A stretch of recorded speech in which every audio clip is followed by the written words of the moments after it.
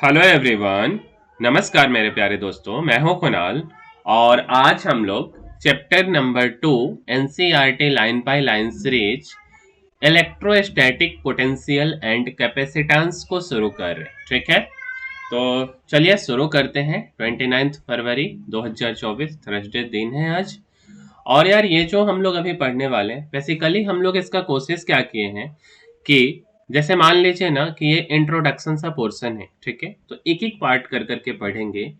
और जो छोटा छोटा सा पैराग्राफ है उस पैराग्राफ को हम पीपीटी के माध्यम से आपको समझाते हैं। ठीक है, तो अगर हम यहाँ से यहाँ तक देखें, ठीक है, यहाँ से यहाँ तक तो डायरेक्ट हम पढ़ते नहीं है, पहले हम आपको अपने पीपीटी पे लेके चलते हैं।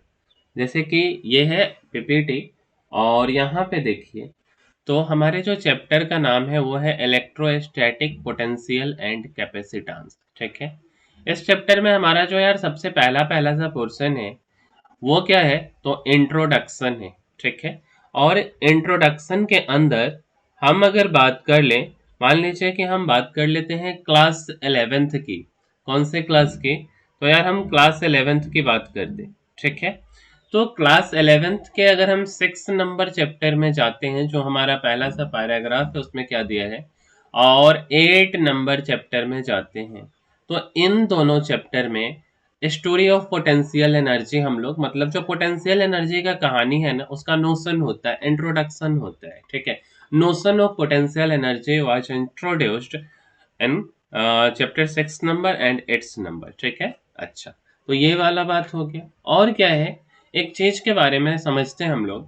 जैसे मान लो ना यार कि ये है अपने पास पृथ्वी पे हम लोग खड़े हैं, और ना मेरे बगल में एक 5 kg का ईंट रखा हुआ है। ठीक है, और मेरा मन कर रहा है कि इस ईंट को ना हम अपने छत पे रख करके आ जाएं। ठीक है, तो ये ईंट को हम बोलेंगे कि ईंट ऐसा करो कि तुम मेरे छत पे पहुंच जाओ, तो ये ईंट छत पे नहीं पहुंचेगा, है ना।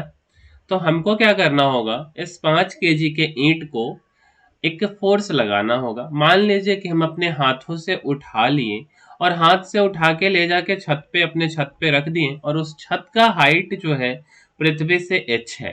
ठीक है, तो हम जो अपने हाथों से उस ईंट को उठाए हैं उसमें क्या किए हैं, तो यार एक्सटर्नल फोर्स लगाए हैं। क्या किए हैं, एक्सटर्नल फोर्स लगाए। ठीक है, और ब्रिक को फिजिक्स की भाषा में हम एक ऑब्जेक्ट या बॉडी बोल सकते हैं। ठीक है, तो ये जो ब्रिक है, अब इस ब्रिक के पास क्या हो गया, एनर्जी स्टोर हो गया। और कौन से फॉर्म में, तो जो भी हम मतलब एक्सटर्नल फोर्स लगा करके अपने हाथों से कुछ काम किए, है ना। हम ईंट को ले जाने में छत पे, मान लीजिए कि मेरा 10 फ्लोर का मकान है, ठीक है, और ऊपर हम लेकर के गए हैं, तो हम एक काम किए हैं फोर्स लगाने के कारण, है ना, एक्सटर्नल फोर्स हम अपने हाथों से लगाए, तो हम थके होंगे। थके मतलब कि हम वर्क किए, तो वो जो वर्क है वो कहाँ स्टोर्ड हुआ, तो work stored as potential energy के फॉर्म में। इस ब्रिक में वर्क स्टोर्ड हो गया पोटेंशियल एनर्जी के फॉर्म में। ठीक है, अब मान लो कि 1 लात देते हैं और इस ब्रिक को हम यहाँ से उल्टा देते, है ना। 1 लात मारिए और इस ब्रिक को यहाँ से उल्टा दीजिए, तो क्या होगा कि जो एक्सटर्नल फोर्स है, मतलब ये वाला, या ये छत टूट गया किसी भी कारण से, तो जो एक्सटर्नल फोर्स है वो क्या हो गया, रिमूव हो गया। जब हम एक्सटर्नल फोर्स को रिमूव कर देंगे तो क्या होगा, ये जो पोटेंशियल एनर्जी है इस बॉडी में स्टोर्ड, ये बॉडी ना काइनेटिक एनर्जी को गेन कर लेगा। ये बॉडी, जब हम 1 लात मारे तो ये बॉडी मूव कर गया, काइनेटिक एनर्जी को गेन कर लिया, और इक्वल अमाउंट में पोटेंशियल एनर्जी को लूज कर दिया। और जब हम काइनेटिक और पोटेंशियल एनर्जी को जोड़ते हैं, ठीक है, जब हम काइनेटिक और पोटेंशियल एनर्जी को जोड़ें तो दोनों कंजर्व्ड है। दोनों कंजर्व्ड है मतलब कि ऐसा नहीं कि कुछ एनर्जी लॉस हुआ है या कुछ डिस्ट्रॉय हो गया, दोनों जितना पहले था उतना ही बाद में है, आफ्टर सम। ठीक है, तो हम इसको क्या बोलते, कंजर्वेटिव फोर्स बोलते। क्या बोलते, कंजर्वेटिव फोर्स। ठीक है, और आगे आइए। अगर मान लो ना यार हम जिम गए हैं, और जिम में ना एक स्प्रिंग दोनों हाथ से हम इसको खींच रहे, ठीक है। अब ये स्प्रिंग को अगर हम ऐसे खींचे, जैसे कि अभी ये स्प्रिंग है नॉर्मल शेप का, जब हम इसको खींच रहे हैं मतलब कि एक तरह से एक्सटर्नल फोर्स हम लगा रहे, एक तरह से हम एक्सटर्नल फोर्स हम एक ही डायरेक्शन में दिखाए, मान लीजिए खींच रहे हैं तो हम दोनों डायरेक्शन में दिखा देते हैं, एक्सटर्नल फोर्स लगा रहे, तो ये स्प्रिंग क्या हुआ, स्ट्रेच्ड हुआ। जैसे ही हम फोर्स एक्सटर्नल फोर्स को छोड़ेंगे, ठीक है, एक्सटर्नल फोर्स रिमूव्ड, जब हम बोलें कि अगर एक्सटर्नल फोर्स को आप रिमूव्ड कर दो, क्या करो, एक्सटर्नल फोर्स को रिमूव कर दो, है ना, तो एक्सटर्नल फोर्स को रिमूव करेंगे तो ये जो बॉडी है, बॉडी जो है वो क्या करेगा, रीगेन कर लेगा अपने शेप को, regain regain its shape, body अपने शेप को रीगेन कर लेगा। इस बात का क्या मतलब हुआ कि बॉडी में पोटेंशियल एनर्जी स्टोर्ड हो गया था, वो अब काइनेटिक में कन्वर्ट हो गया और अपने शेप को रीगेन कर लिया। और जो काइनेटिक और पोटेंशियल दोनों को जोड़िएगा तो कुछ डिस्ट्रॉय नहीं होगा, मतलब कि ये कैसा फोर्स है, कैसा नेचर है, तो कंजर्व्ड है, कंजर्वेटिव नेचर है, और इसी को हम क्या बोल दिए, कंजर्वेटिव फोर्स बोल दिए, ठीक है। ये प्योरली एनसीईआरटी। अच्छा, मतलब कि हमको पहले दो चीज मिला, एक तो स्प्रिंग फोर्स और एक ग्रेविटेशनल फोर्स जो कि कंजर्वेटिव फोर्स है। और यहाँ जो कहानी है वो है कूलम्बिक फोर्स, इलेक्ट्रोस्टैटिक फोर्स। तो यार जो कूलम्बिक फोर्स है वो भी एक कंजर्वेटिव फोर्स है, जो कूलम्बिक फोर्स है वो भी एक कंजर्वेटिव फोर्स है। अगर हम इस चीज को ऐसे समझे तो ग्रेविटेशनल फोर्स हमारा कंजर्वेटिव फोर्स है ना। तो ग्रेविटेशनल फोर्स का जो फॉर्मूला होता है, अगर हम gravitational law, gravitational force which is equal to G m1 m2 upon R square, जो जी है ये क्या है, तो जी हमारा क्या है, तो जी है हमारा ग्रेविटेशनल कांस्टेंट, जी हमारा क्या है, तो जी है यार ग्रेविटेशनल कांस्टेंट, जिसका वैल्यू होता है 6.672 इंटू 10⁻⁻11 न्यूटन मीटर स्क्वायर पर केजी स्क्वायर।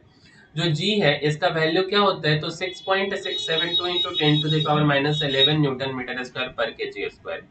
अगर हम इलेक्ट्रोस्टैटिक फोर्स की बात करें तो इलेक्ट्रोस्टैटिक फोर्स में क्या होता है, के Q1 Q2 upon R square, और जो के का वैल्यू है वो 1/4πε0 है ना, तो जिसका मतलब होता है 9 इंटू 10⁻⁹ न्यूटन मीटर स्क्वायर पर कूलम्ब स्क्वायर। तो हम ये बोल रहे हैं कि जो ग्रेविटेशनल फोर्स है और जो इलेक्ट्रोस्टैटिक फोर्स है, यहाँ पे क्या क्या चीज अलग है, तो एक तो ग्रेविटेशनल कांस्टेंट और इलेक्ट्रोस्टैटिक कांस्टेंट के अलग है, और दूसरा कि ग्रेविटेशनल फोर्स में जो मास है उसको हम यहाँ पे चार्ज से बदल देते, ठीक है, क्या करते हैं, चार्ज से बदल देते। तो जो कूलम्बिक फोर्स दो पॉइंट चार्जेस के बीच में लग रहा है और स्टेशनरी चार्ज के बीच में लगता है, मतलब चार्ज रुके हुए के बीच में, तो वो जो फोर्स है वो कंजर्वेटिव फोर्स है। और वही चीज हम यहाँ लिख दिए कि पोटेंशियल एनर्जी ऑफ मास ये होता है ग्रेविटेशनल फील्ड में, और electrostatic potential energy, electrostatic potential energy of charge ये कहाँ होता है, इलेक्ट्रोस्टैटिक फील्ड में। मतलब कि अगर जब हम ग्रेविटेशनल फील्ड की बात करते हैं तो पोटेंशियल एनर्जी होता है, और इलेक्ट्रोस्टैटिक फील्ड की बात करते हैं तो यहाँ पे इलेक्ट्रोस्टैटिक पोटेंशियल एनर्जी होता है चार्ज के लिए, ठीक है। अच्छा, चलिए ये था। अब हम और पहले अब आपको हम लेके चलते हैं एनसीईआरटी के जो भाई यहाँ पे जो एनसीईआरटी का लाइन है, ठीक है। देखिए तो अब यहाँ क्या क्या दिया है, क्या हम इतना बता पाए आपको, तो in chapter 6 and 8 class 11th the notion of potential energy was introduced, ठीक है। अच्छा, when an external force does work in taking a body from a point two another against a force like a spring force or gravitational force, that work get stored as potential energy of the body. When the external force is removed, the body moves gaining kinetic energy and losing an equal amount of potential energy. The sum of kinetic and potential energies is thus conserved. Forces of this kind are called conservative force. Example, spring force and gravitational force are examples of conservative force. यही बात अभी हम आपको समझाए हैं, ठीक है। और जो जो हाईलाइट है इसको आप हाईलाइट कर लेंगे। चलिए अब अगला वाला हम टॉपिक यहाँ से पढ़ लेते हैं, मीन्स अगला सा पैराग्राफ जो है, तो ये क्या है, देखिए तो कि Coulomb force between two stationary charges is also a conservative force. This is not surprising since both have inverse square dependence on a distance and differ mainly in the proportionality constants. The masses in the gravitational law are replaced by charges in Coulomb's law. Thus, like the potential energy of a mass in a gravitational field, we can define electrostatic potential energy of a charge in an electrostatic field. ठीक है, ये भी बात हम अभी आपको समझा चुके हैं, तो इसको एक बार आप अंडरलाइन भी कर लीजिए कि the potential energy of a mass in a gravitational field, यही जो हम आपको लास्ट में बताए थे, we can define electrostatic potential energy of a charge in an electrostatic field. ठीक है, अच्छा, अगला पैराग्राफ पढ़ते और इसको समझते। देखिए क्या है, consider an electrostatic field E vector, ठीक है, due to some charge configuration. First for simplicity consider the field E due to a charge capital Q placed at the origin. Now imagine that B bring a test charge small q from a point capital R to a point P against the repulsive force on it due to charge capital Q. With reference to figure, समझाते हैं इतना का मतलब हम आपको। With reference to figure 2.1, this will happen if a capital Q and small q are both positive or both negative. For a definiteness, let us take a capital Q small q greater than 0. और ये है figure capital Q P R और यहाँ पे है small Q. अब इस चीज को ना हम पीपीटी पे लेके चलते हैं आपको, ठीक है। तो क्या क्या बोला है देखिए, सबसे पहले आपको बोला है कि आप एक कैपिटल क्यू, जैसे ना हम आपको ये समझाते हैं, ये हम क्या ले लिए यार, तो हमने एक कोऑर्डिनेट एक्सिस का चर्चा कर रहे हैं। 9th-10th क्लास में कोऑर्डिनेट एक्सिस के बारे में हम लोग पढ़ते हैं ना, तो उसी के बारे में हम लोग चर्चा कर लेते हैं यहाँ पे कोऑर्डिनेट एक्सिस के बारे में, ठीक है। तो ये आपका हो गया एक्स एक्सिस और ये हो गया एक्स डैश, ऊपर वाला जो परपेंडिकुलर या वर्टिकल वाई और वाई डैश। ये वाला जो पॉइंट जहां पे हम ओ लिखे हैं ये होता है ओरिजिन। ये क्या होता है, ओरिजिन, ठीक है। तो ओरिजिन पे आपको प्लस क्यू चार्ज रखना है, ठीक है। तो ये जो यार प्लस क्यू चार्ज है ना, ये इलेक्ट्रिक फील्ड बनाएगा, ठीक है। ये पहला चैप्टर में हम लोग पढ़े हैं हर एक डायरेक्शन में। तो इलेक्ट्रिक फील्ड बनाएगा तो एक फोर्स लगाएगा। तो हम ना कहीं इलेक्ट्रिक यहाँ पे आर पॉइंट से पी पॉइंट पे एक स्मॉल क्यू, इसको मतलब कि इसको हम क्या बोलेंगे, टेस्ट चार्ज, ठीक है। टेस्ट चार्ज को लेके आ रहे हैं और ये जो कैपिटल क्यू है ये क्या है, तो ये है सोर्स चार्ज। और ये दोनों सेम सेम नेचर का है, प्लस प्लस नेचर का है। तो पॉजिटिव एक नेचर का रहेगा तो रिपल्सन करेगा। तो फील्ड का डायरेक्शन है इधर की तरफ। यार ये क्या हो गया, एक सेकेंड। अरे भाई ये क्या हो जा रहा है, जैसे देखिए, चलिए ये क्यों हो रहा है भाई, देखिए फील्ड का डायरेक्शन है इधर इस डायरेक्शन में, ठीक है। और अच्छा चलो कोई नहीं, देखिए तो फील्ड का डायरेक्शन है इधर की तरफ, ठीक है। और हम चार्ज को इस दिशा में लेके आ रहे हैं, ठीक है। हम चार्ज को इस दिशा में लेकर के आ रहे हैं। तो यहाँ पे क्या होगा ना कि इस दिशा में अगर हम चार्ज को लेकर के आना चाहें तो हमको धक्का इधर मार रहा है और हम इधर लेके आ रहे हैं। तो हमको कुछ ना कुछ यहाँ पे नया तरकीब सोचना होगा और वह ऐसा तरकीब जिससे कि ये प्लस क्यू चार्ज इधर आ जाए, ठीक है। अच्छा, जो हम वेक्टर ई लिखे ये क्या है, इलेक्ट्रिक फील्ड, या हम इसको बोल सकते हैं इलेक्ट्रोस्टैटिक फील्ड, ठीक है। सबसे पहला सा बात आपको क्या ध्यान में रखना कि जो आप प्लस क्यू और प्लस क्यू यहाँ पे लिए हैं ये दोनों का नेचर सेम होना चाहिए, या तो पॉजिटिव हो या तो नेगेटिव हो। और कोशिश कीजिए कि पॉजिटिव ही लें जिससे कि मतलब वैल्यू में जो है ना कोई प्रॉब्लम ना आए, डेफिनेटनेस के लिए मतलब सही से आपका वैल्यू आ जाए, ठीक है। अच्छा, इतना कहानी हो गया। तो इसको जब हम इधर लेके आना चाह रहे हैं तो हमको एक तरीका खोजना होगा जिस तरीका के कारण ये जो स्मॉल क्यू है ये क्या हो, ये डिस्टर्ब ना हो, है ना। तो इसको डिस्टर्ब हम नहीं होने देने के लिए हम क्या करेंगे, तो मेरे पास जो विकल्प है, मतलब जो दो रिमार्क आया है कि जो Q है, ये Q क्या है, टेस्ट चार्ज, अभी हम आपको बताएं, ये या तो इतना छोटा है, इतना छोटा है कि प्लस Q वाले को कोई डिस्टर्ब ना करे, मतलब ना ये बहुत ही छोटा है, और जिसके कारण ये क्या हो कि ओरिजिनल कॉन्फ़िगरेशन मतलब जो प्लस क्यू है उसको डिस्टर्ब ना करे, या हम कुछ ऐसा कर दें कि जो कैपिटल क्यू है इसको हम फिक्स कर देते हैं किसी अनस्पेसिफाइड फोर्सेस से। जैसे ना गांव देहात में बोला जाता है ना कि भूत प्रेत वाला कहानी, तो कुछ ऐसा ही सा जो ये प्लस क्यू है हम इसको फिक्स कर देते हैं, मतलब इसको भूत पकड़ के बैठा हुआ है कि जब स्मॉल क्यू आएगा तो ये डिस्टर्ब ना हो। पहला बात तो ये हो गया। और दूसरा बात क्या हो सकता है, तो दूसरा ये हो सकता कि हम ना एक एक्सटर्नल फोर्स लगाएं, इधर की तरफ हम चार्ज लेके आ रहे हैं, देखिए तो इसमें हम चार्ज इधर की तरफ लेके आ रहे हैं और फोर्स इधर से लग रहा, तो हम इस दिशा में जो फोर्स लगाएं, इस दिशा में जो फोर्स लगाएं इसको क्या बोलेंगे, एफ एक्सटर्नल।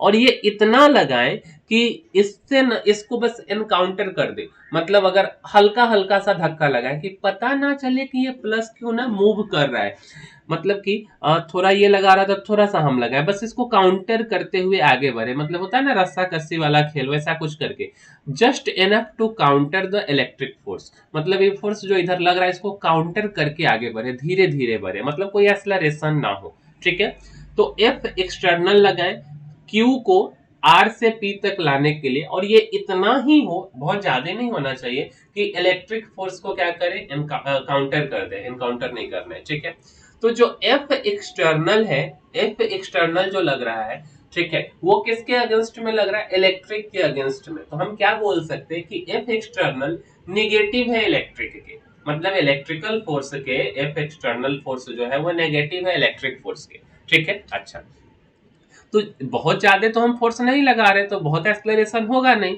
तो नो नेट फोर्स, कोई नेट फोर्स नहीं है, या ऑन और एक्सलरेशन, और कोई एक्सलरेशन नहीं है। इस बात का क्या मतलब हुआ कि हम जो स्मॉल क्यू चार्ज को ला रहे हैं ये इनफाइनाइटेसिमली स्लो कांस्टेंट स्पीड से ला रहे हैं, बहुत ही धीरे धीरे ला रहे हैं। ठीक है, और जो एक्सटर्नल फोर्स लगाने से जो वर्क डन हुआ है, जैसा कि हम बोले थे कि हम अपने हाथ से ईंट को छत पे पहुंचा दिए तो हम फोर्स लगाए जो हम, और छत तक जाने में हम वर्क डन किए, वो नेगेटिव होगा इलेक्ट्रिक फोर्स के। वर्क डन जो इलेक्ट्रिक फोर्स कर रहा है, एक्सटर्नल फोर्स के द्वारा जो वर्क डन हुआ है वो नेगेटिव ऑफ इलेक्ट्रिक फोर्स हुआ। ठीक है, और ये जो है ये क्या कहाँ चला गया, ये किधर गया, तो ये फुल्ली स्टोर्ड हो गया in the form of potential energy of charge small Q.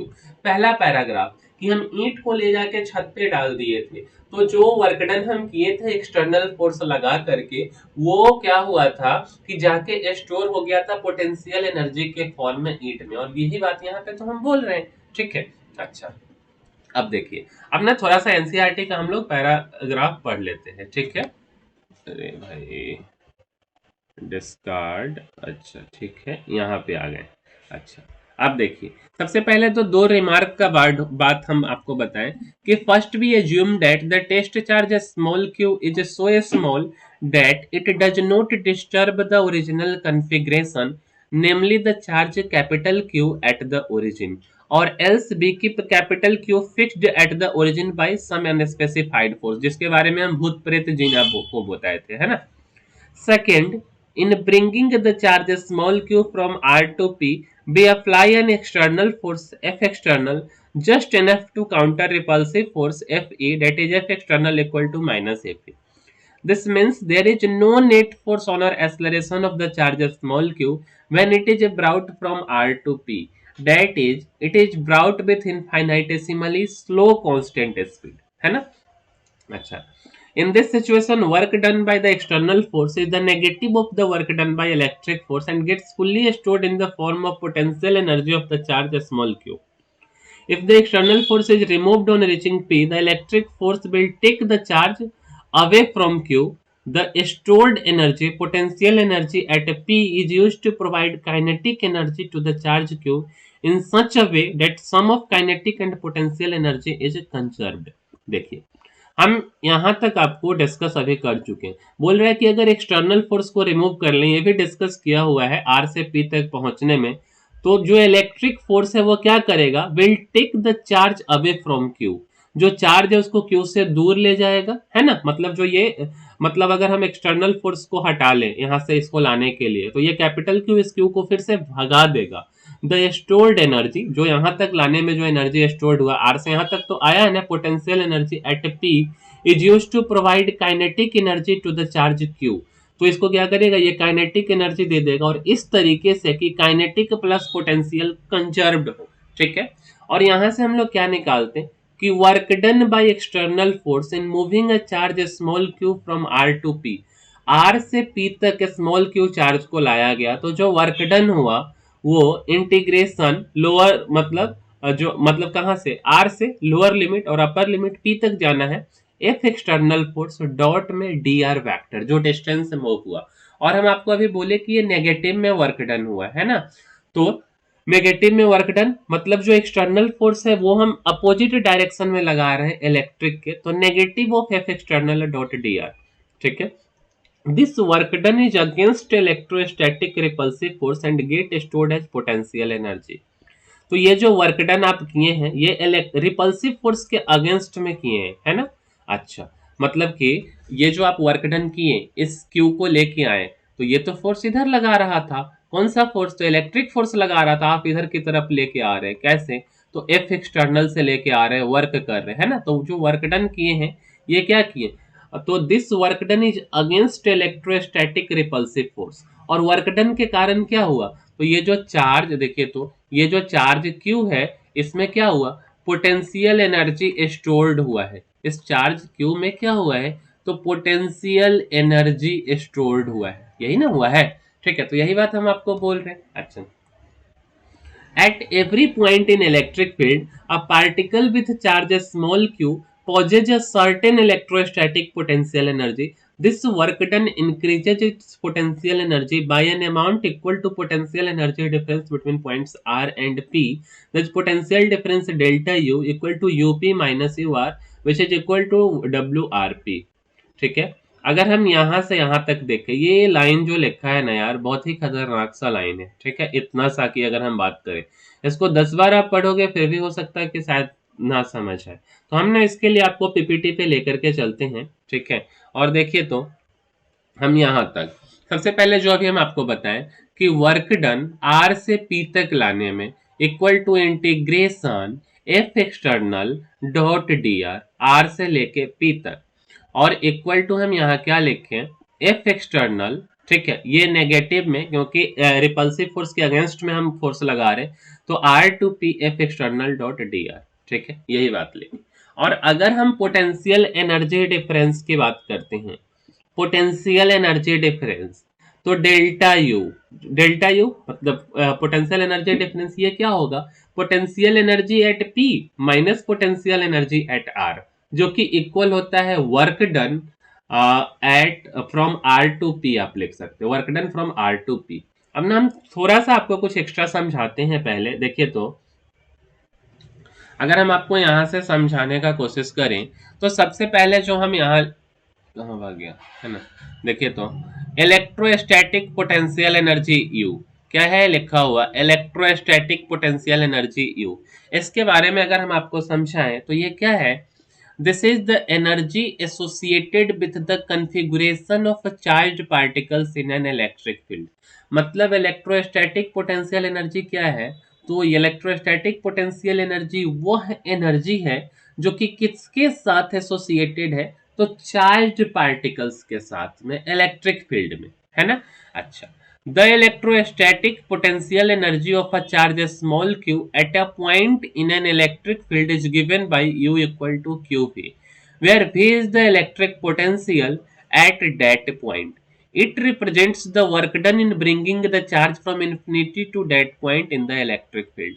बोल रहा है कि जो इलेक्ट्रोस्टैटिक पोटेंशियल एनर्जी मतलब जो स्मॉल क्यू चार्ज है, स्मॉल क्यू चार्ज का जो इलेक्ट्रोस्टैटिक पोटेंशियल एनर्जी किसी एक पॉइंट पे और कहाँ पे इलेक्ट्रिक फील्ड में, इसको दिया गया है Q into V equal to U, और U क्या है, इलेक्ट्रोस्टैटिक पोटेंशियल एनर्जी, जहां पे U electrostatic potential energy, V जो है इलेक्ट्रिक पोटेंशियल है इस पॉइंट का, मतलब, और ये क्या चीज को रिप्रेजेंट करता है, तो ये रिप्रेजेंट करता है कि जो वर्क डन किया गया है इस चार्ज को इन्फिनिटी से उस इस पॉइंट पे लाने में और इलेक्ट्रिक फील्ड में। ठीक है, ये सीधा साधा अगर कुछ ना पता चले तो आप ये फॉर्मूला कि U equal to Q into V, अगला जो कहानी है वो है इलेक्ट्रिक पोटेंशियल V का। तो इलेक्ट्रिक पोटेंशियल को ना यार हम लोग वोल्टेज के नाम से भी जानते हैं, और यह एक स्केलर क्वांटिटी होता है। क्या चीज को रिप्रेजेंट करता है? तो ये रिप्रेजेंट करता है potential energy per unit charge को किसी एक पॉइंट पे स्पेस में। तो इसको हम लोग लिखते हैं इलेक्ट्रिकल भी, it it represents electric potential energy per unit charge. यहाँ पे मिस्टेक है, ठीक है। ये वाला जो चीज है इसको आप ऐसे लिखिए, हम यहाँ गलत, V equal to electric potential energy per unit charge, ठीक है। V इक्वल टू क्या होता है? U upon Q, electric potential energy per unit charge, ठीक है। यही होता है इलेक्ट्रिक पोटेंशियल। U क्या है? इलेक्ट्रोस्टैटिक पोटेंशियल एनर्जी, और Q क्या है? तो चार्ज। अब हम थोड़ा सा वर्क डन के बारे में भी बात कर लेते। वर्क डन के बारे में तो देखिए, तो जो वर्क डन है इस सबको ध्यान में नहीं रखना कि इन दिस कंटेक्स्ट जो वर्क डन है refers to the change in electrostatic potential energy as a charge moves between 2 points in the electric field.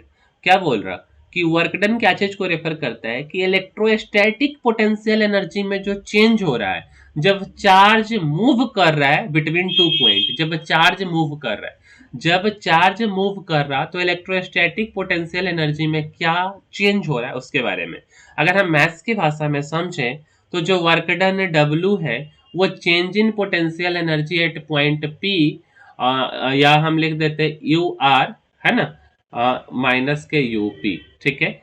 या ऐसे नहीं लिखे, हम जो पढ़े उसके अकॉर्डिंग से लिखते change in potential energy at final U P minus के U R which is equal to हम लिख सकते हैं डेल्टा यू। वही बोल रहा कि यू आर जो है, यूपी जो है electrostatic potential energy at point P, और यू आर जो है electrostatic potential energy at point R, ठीक है। अच्छा, तो हम यहाँ से देखें वर्क डन के बारे में, ठीक है, वर्क डन के बारे में, या अगर आपको हम वर्क डन के बारे में बताएं तो हम ऐसा बोल सकते हैं कि वर्क डन क्या बोल रहा है। तो वर्क डन आपको बोल रहा है कि इलेक्ट्रोस्टैटिक पोटेंशियल एनर्जी में क्या बदलाव हुआ है जब चार्ज मूव कर रहा है इलेक्ट्रिक फील्ड पे इन इलेक्ट्रिक फील्ड 2 पॉइंट्स पे, है ना। अच्छा, और एक है potential energy difference delta U. तो delta U potential energy difference, this is the difference in electrostatic potential energy between 2 points R and P in the electric field. It is given by delta U equal to UR minus UP। ये जैसा भी दिया जाएगा उसके हिसाब से हम लिखेंगे UR minus के UP, ठीक है। तो ये हो गया छोटा सा कहानी। अब ना हम आपको यहाँ से आगे बढ़ाते हैं। जैसे देखिए, हम जो अभी आपको बताएं, क्या बताएं, तो U equal to Q V. U क्या है? तो इलेक्ट्रोस्टैटिक पोटेंशियल एनर्जी। Q क्या है? तो electric potential, sorry, Q charge है और V पोटेंशियल है, ठीक है। अच्छा, V इक्वल टू हम आपको क्या बताया, electric potential equal to change in potential energy या change in electrostatic potential energy per unit charge, और पोटेंशियल डिफरेंस इक्वल टू क्या बताया, delta U equal to U P minus के यू आर। ये सारा अभी हम आपको जस्ट बता दिए। एक इंपॉर्टेंट पॉइंट ये है कि लेटेस्ट सपोज यहाँ पे है प्लस क्यू, सारा एनसीईआरटी का ही बात है, और इलेक्ट्रिक फील्ड, तो सारे इस सब डायरेक्शन में इलेक्ट्रिक फील्ड बन रहा है ना, और इधर भी इलेक्ट्रिक फील्ड है। हम आर से पी पॉइंट पे प्लस क्यू चार्ज को लेकर के आ रहे हैं। तो ये जो प्लस क्यू का जो डिस्प्लेसमेंट है ये किस डायरेक्शन में, इलेक्ट्रिक फील्ड जिधर फोर्स लगा रहा है उसके अगेंस्ट में लगा रहा है। तो जो work done by electric field होगा वो क्या होगा, work done by electric field वो क्या होगा, negative of the work done होगा। मतलब वर्क डन नेगेटिव में R2P, क्योंकि ये जो डिस्प्लेसमेंट है ये क्या है, तो नेगेटिव है, क्योंकि इलेक्ट्रिक फील्ड के अगेंस्ट में डिस्प्लेसमेंट हो रहा है, ठीक है। अच्छा, अब हम ना आपको एनसीईआरटी पे लेकर के चलते हैं। अब देखिए, जब हम यहाँ आते हैं तो यहाँ तक जो हम आपको बताए हैं अभी 2-3 पैराग्राफ पढ़ के, अब इसको समझाते हैं, ठीक है। यहाँ तक तो क्लियर कर दिए थे कि work done R2P equal to F external minus DR, displacement negative हो रहा तो हम यहाँ से नेगेटिव साइन का यूज कर लेते। This work done is against electrostatic repulsive force and gets stored as potential energy. अब बात करते हैं इसका कि at every point in electric field, electric field के हर एक पॉइंट पे, जैसे ना हम यहीं पे आपको एक डायग्राम से समझाते, Q है और इलेक्ट्रिक फील्ड ये जितना दूर तक ये क्षेत्र बनाया है ना, यहाँ तक इलेक्ट्रिक फील्ड लग रहा। जैसे हम यहाँ भी इलेक्ट्रिक फील्ड लिख दिए, यहाँ भी इलेक्ट्रिक फील्ड लिख दिए, यहाँ भी इलेक्ट्रिक फील्ड लिख दिए, ठीक है। हर एक डायरेक्शन में इलेक्ट्रिक फील्ड है। Eight every point in electric field a particle with charge Q, मान लीजिए ना कि हम यहाँ पे एक पार्टिकल है, मतलब चार्ज क्यू है, possesses a certain electrostatic potential energy, तो इसके पास कुछ ना कुछ तो इलेक्ट्रोस्टैटिक पोटेंशियल एनर्जी होगा यू, ठीक है। क्या होगा, कुछ ना कुछ इसके पास तो इलेक्ट्रोस्टैटिक पोटेंशियल एनर्जी होगा। दिस वर्क डन, और जब हम वर्क डन करा देंगे, जब हम इस पे एक्सटर्नल फोर्स लगा देंगे, इसको मान लो ना कि हम अब यहां से यहां लेकर के आ गए, तो एक्सटर्नल फोर्स लगाए, वर्क डन हुआ, तो क्या हुआ, इंक्रीजेज इट्स पोटेंशियल एनर्जी, इसके पोटेंशियल एनर्जी को इंक्रीज कर दिया गया by an amount equal to potential energy difference between points R and P. तो यहाँ का जो पोटेंशियल एनर्जी डिफरेंस और यहाँ का जो पोटेंशियल एनर्जी डिफरेंस है, उससे मतलब जो हम वर्क डन किए हैं वो इसके पोटेंशियल एनर्जी को तो बढ़ा दिया, इलेक्ट्रोस्टैटिक पोटेंशियल एनर्जी को कितना से बढ़ाया है, तो वही बोल रहा है कि ये potential energy difference between two points, जितना पोटेंशियल एनर्जी डिफरेंस होगा इस दोनों पॉइंट्स का उतना ही से बढ़ा है। मतलब कि change in potential energy equal to potential energy at P minus potential energy at R equal to work done at R to P, सीधा से फॉर्मूला जो अभी हम आपको बताएं कि note here that this displacement is in opposite sense the electric force and hence work done by electric field is a negative of that is WRP minus का sign, ठीक है। जो वर्क डन होगा वो क्या होगा, तो नेगेटिव हो जाएगा, ये WRP नेगेटिव हो जाएगा, ठीक है। अच्छा, अब यहाँ से एक डेफिनेशन है जो एनसीईआरटी वाला डेफिनेशन हम आप इसको बोल सकते हैं, बोर्ड पॉइंट ऑफ व्यू से भी इम्पोर्टेंट है, ऐसे तो जो भी चीज पढ़े सब इम्पोर्टेंट ही होता है ना, फिर भी therefore we can define electric potential energy difference between 2 points as the work required to be done by an external force in moving without accelerating a charge small q from one point to another for electric field of an arbitrary charge configuration। क्या बोल रहा है कि जो electric potential energy difference है दो point के बीच में, जैसे हम यहाँ और यहाँ की बात कर ले, ठीक है, तो जो इलेक्ट्रिक पोटेंशियल एनर्जी डिफरेंस है, जैसे हम मान लीजिए आर और पी की ही बात कर लेते हैं, तो वो क्या है, तो इलेक्ट्रिक पोटेंशियल एनर्जी डिफरेंस दो पॉइंट के बीच में work required to be done by an external force, तो जो वर्क एक्सटर्नल फोर्स के द्वारा जरूरत पड़ा, work required to be done by an external force in moving without accelerating, move करा रहे बिना एक्सलरेशन के स्मॉल क्यू चार्ज को इस पॉइंट से इस पॉइंट तक पहुंचाने के लिए, और इलेक्ट्रिक फील्ड में, ठीक है, इलेक्ट्रिक फील्ड में, इलेक्ट्रिक फील्ड किसी के कारण लग रहा होगा, कोई भी आर्बिट्रेरी चार्ज कॉन्फ़िगरेशन के कारण, और जब हम इसको मूव कराएं तो जो वर्क डन हुआ वो, तो इसी चीज को हम क्या बोलते हैं, इलेक्ट्रिक पोटेंशियल एनर्जी डिफरेंस। तो आप एक डायग्राम बना के इस लाइन को लिख सकते हैं। दो इंपॉर्टेंट पॉइंट यहां से मिला है कि जो इक्वेशन है delta U equal to U P minus U R equal to W R P, जो वैल्यू 2.2 इक्वेशन बोला जा रहा है, इसमें ना केवल और केवल डब्ल्यू आर पी जो वर्क डन है आर टू पी, यहाँ पे इनिशियल और फाइनल पोजीशन आपको चार्ज का दिख रहा है।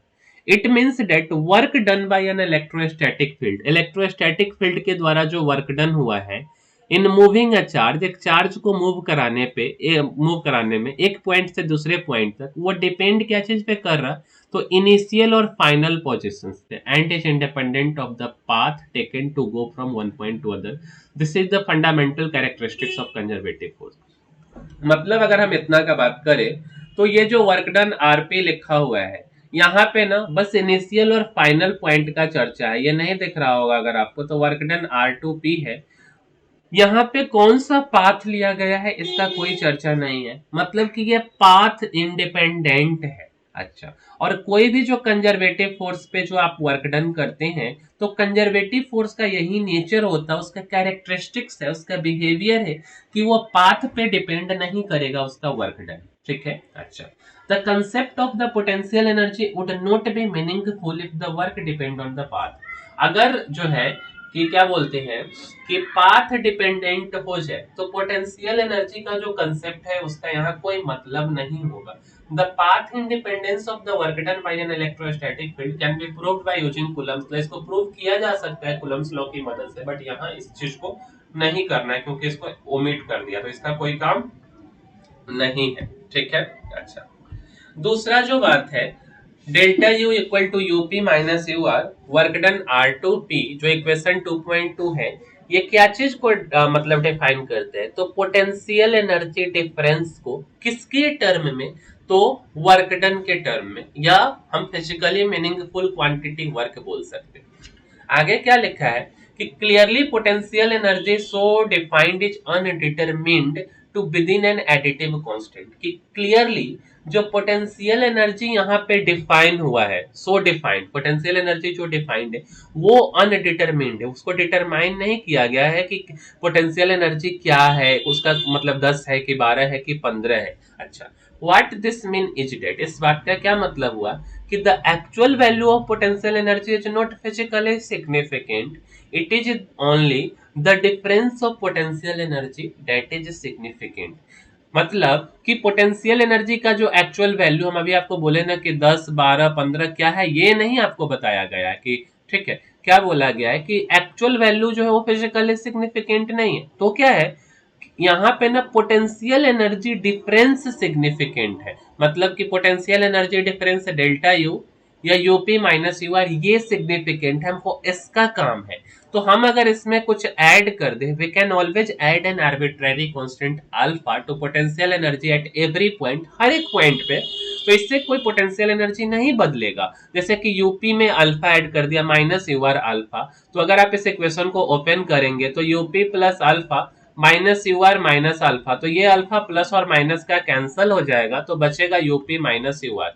मतलब अगर आप किसी आर्बिट्रेरी कांस्टेंट को ऐड कर देते हैं हर एक पॉइंट पे पोटेंशियल एनर्जी डिफरेंस में, तो इससे कुछ फर्क नहीं पड़ेगा। ठीक है, इससे पोटेंशियल एनर्जी नहीं बदलेगा क्योंकि पोटेंशियल एनर्जी का एग्जैक्ट वैल्यू, एक्चुअल वैल्यू का यहाँ पे कोई मतलब नहीं है। ठीक है। अच्छा, अगर ये बात नहीं समझ आया तो बोल रहा है एनसीईआरटी कि इसको डिफरेंटली सोचते कि there is freedom in choosing the point where potential energy is zero. आप ऐसा कोई भी पॉइंट ले सकते जहां की पोटेंशियल एनर्जी जीरो हो। भले अगर मान लीजिए यहाँ पे हम कोई पॉइंट ले लिए पी, हो सकता है कि यहाँ पे जो पोटेंशियल एनर्जी है, पोटेंशियल एनर्जी यहाँ पे जो पोटेंशियल एनर्जी है वो क्या जीरो आप ले सकते है ना। A convenient choice is to have electrostatic potential energy कहाँ पे जीरो होता है? तो electrostatic potential energy infinity पे जीरो होता है।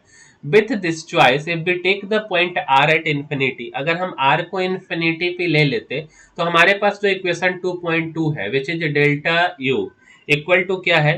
तो UP minus UR equal to WRP, work done from R to P। ठीक है, यही हमारे पास इक्वेशन है। देखिए तो U P minus U R equal to delta U W R P.